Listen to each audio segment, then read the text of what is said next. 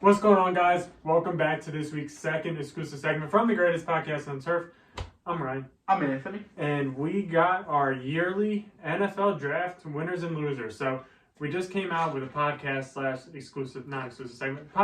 segment of draft grades where we talked about which teams really won and lost. In this one, we're going down to like specific players or specific people that we thought were winners and losers coming out of the draft. You don't forget to like the video, subscribe to the channel if you're new. This upload will be our final 2023 NFL draft content upload. So check out our NFL draft live first round reactions. Amazing video, some funny ass shit in there. Like Ryan said, our draft grades, we graded every single team's draft, A to F, kind of similar to school grades. And here we go. Winners. I think I have the biggest winner. Top of the list. Sure. Howie Roseman of the Philadelphia Eagles. This is his second year in a row where he really had like another amazing draft. Last year he did. Eagles fans loved it. And this year, I mean, he picked up right where he kind of left off. We got, just to go through and give you guys some of the notable, you guys know by now, but Howie Roseman, he had a great draft. The Philadelphia Bulldogs are so back.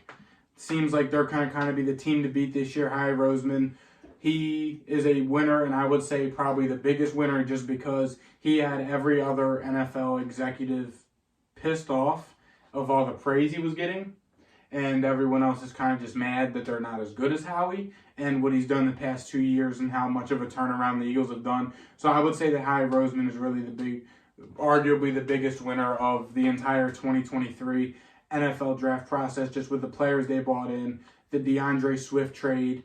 And yeah, I just really think that Howie Roseman really outdid himself this time, and the Eagles had a really good draft, and Howie Roseman is, in the past 2 years, has really made things right for Philly.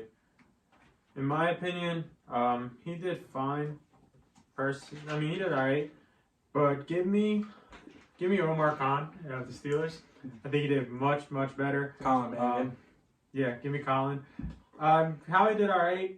In my opinion, I think it's a little bit overrated, but It's the Eagles. Everything's a little bit overrated with them. Being from here, yeah, for sure. Yeah. But anyway, my first winner, I'm going to go with Geno Smith on this one.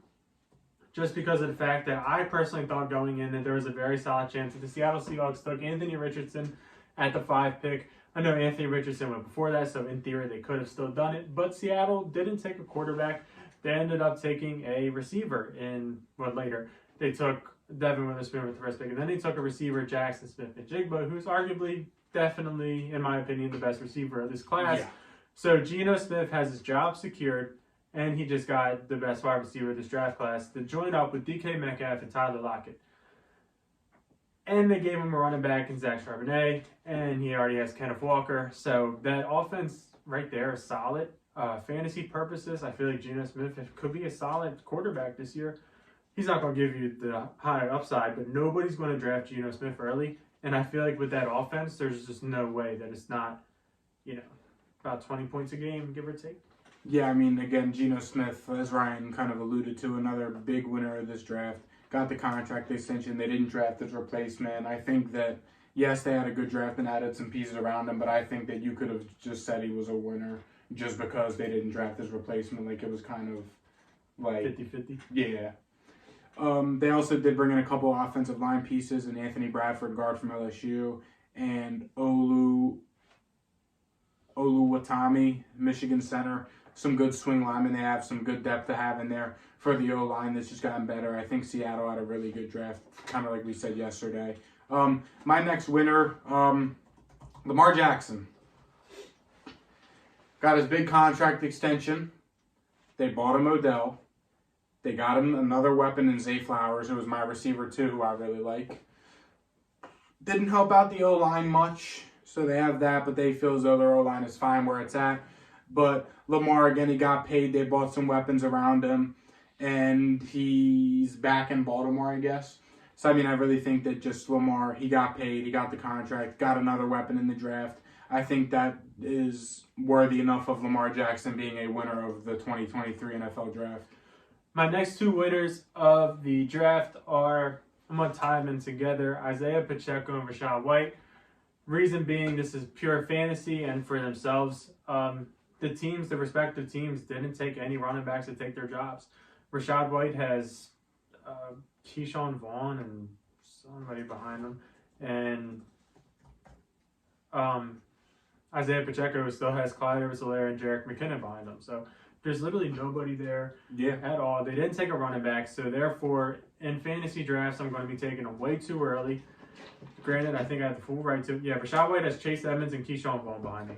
There you go. It's Rachaad White's backfield. It's Isaiah Pacheco's backfield.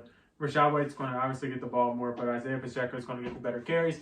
Either way, I'm cool with both of them in my fantasy drafts, especially if they don't add anybody, which I don't see them doing. And, these guys could be valuable running backs because I feel like a lot of people in your home leagues don't recognize these two. Yeah. So Isaiah Pacheco, they do because he played in the Super Bowl. Guys that play in the Super Bowl are way too high, but Rachaad White could be a pretty good value in drafts. And for my last winner, this could be a winner or loser. I also am a loser in this case, but also a winner. And that's Mac Jones, quarterback of the New England Patriots.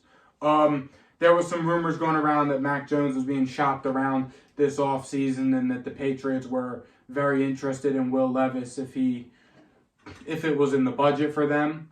But I guess it wasn't. Again, Mac Jones winner, kept his job. Mac Jones loser because the Patriots didn't bring in any weapons for him really, like with a high draft pick. The first offensive player was a center at pick 107 and he's a backup. So the Mac Jones didn't really get much help on offense. They took like 3 offensive linemen and then Keyshawn Boutte. Late pick, took a chance on him, why not? But I would say I'm a loser because I am a Mac Jones disbeliever. Fair enough. But I'm a winner because the Patriots got one of my favorite players in the draft in Christian Gonzalez. My first loser is... Can you look up the Titans, please? Will Levis. Oh, no, they're drafting. Oh, yeah. Will Levis. He ended up falling out of the first round, and I think that's why I'm putting him as a loser. Now, he's not necessarily a loser because he did get drafted to a team that's been decent the last 5 years, give or take. They've been in the playoffs almost every single year. He has a good coach. However, a lot of people expected him to be top 10. I thought he was going to be top 10. I at least thought he was going to be in the first round. Yeah. And he ended up falling all the way to the second round. Pick number 33. The Titans traded up for him. I think the Titans' landing spot is pretty solid. It could definitely be worse. They drafted him Peter Skoronski. They got him Jalen Duncan at the end. Receiving core definitely needs some work because it's only Traylon Burks, and it's kind of about it. Yeah. But, he can sit out a year with Ryan Tannehill in there. I feel like Will Levis could benefit from that. He could sit out a year and wait for them to get a receiver. He could definitely benefit from that. Mm-hmm. And I don't think Tennessee is the worst place to go be a quarterback for. I think I'd rather be a quarterback for Tennessee than Houston. I know Houston has a better roster. That's not my argument. I'd rather be a quarterback for Tennessee than the Panthers. I know they might have a better roster, but that's not my argument. So. Yeah, no, I would also agree. I think that you could argue that all of the Titans quarterbacks are losers, especially Malik Willis. Now, granted, the Titans had no capital, Malik Willis, and when he played last year, he was not that good. Granted, the Titans also sucked last year, so it could be a product of that. And then Ryan Tannehill, his time's coming. Ryan Tannehill's not that good. They got his replacement in Will Levis after this year. Will Levis will be starting for the Tennessee Titans. But I think that there is a valid argument for all 3 Titans quarterbacks all 3 now, including Will Levis, being losers. But I think by far, it's not saying much that Malik Willis was the biggest loser of this draft. Yeah. Go ahead, if you have more. Just because, in theory, if they didn't draft Will Levis, he still had a shot to be the predecessor of Ryan Tannehill or even beat him out for the starting job if he got better. But now it's like they traded up in the second round to get a Will Levis, who is a very highly touted quarterback prospect, who is also playing with a chip on his shoulder. And again, Malik Willis, he already kind of knew what it was. They didn't have much capital in him, and he wasn't that good last year. So it's like, yes, he had the shot to compete if they didn't draft Will Levis. But now it's just like, Mike Vrabel did come out and say Malik Willis was QB2 as of right now, but I think Don't there's mean nothing. that's just all smoke and mirrors. Malik Willis was definitely one of the biggest losers of the 2023 NFL draft. My next loser, it is for fantasy purposes and probably pretty much fantasy purposes only. It's Kenneth Walker, the Seattle Seahawks. They drafted Zach Charbonnet in the third. I think it was the third. Third. Yeah. And he's probably going to end up taking carries out of Kenneth Number Walker. 52. So That's second. late mid-second. Damn. Yeah, so they put pretty good capital in his Zach Charbonnet, and he's probably going to get touches. He's bigger than Kenneth Walker, I'm pretty sure. So they're probably going to do a 50-50 split, and Kenneth Walker's fantasy value takes a huge, huge dip. I'm not even sure. It's hard to draft Kenneth Walker because people think he's going to be very good, which he is a very good player. But the risk of Zach Charbonnet, I feel like he's going to be untouchable for where he's going. If Kenneth Walker goes in like round 5, I don't want it. No. And I feel like that's kind of where he's going to go because people remember how good he was last year. Yeah, I'm Zach Charbonnet, 6 foot 215. And again, I mean, Kenneth Walker was banged up toward the end of last season too, and we know how Pete Carroll don't really give a shit how good of a running back he has. It's still going to be a rotation. Yeah. So there is a good chance that by the middle of next season, Zach Charbonnet and Kenneth Walker will be a close to, if not a 50-50 split in carries. Kind of how we see the Patriots do it and how they did last year with Damian Harris when he was healthy at the start and Ramondre Stevenson. And then he got better. Damian Harris got hurt, obviously. But I think we could be looking at that. So, I mean, I like it. Definitely stay away from Kenneth Walker. If you're in a dynasty league and you have him, it might be time to try and see what you can get. My next loser, real quick, I just want to touch on it. Jared Goff. Granted, I mean, I don't think that this is like a huge, huge loser. But they did get Hendon Hooker in the second round, was it? Second or third round? Second, I think. Hendon Hooker, number 68, so early third round. But yeah, Jared Goff played good last year. Yes, he is the guy.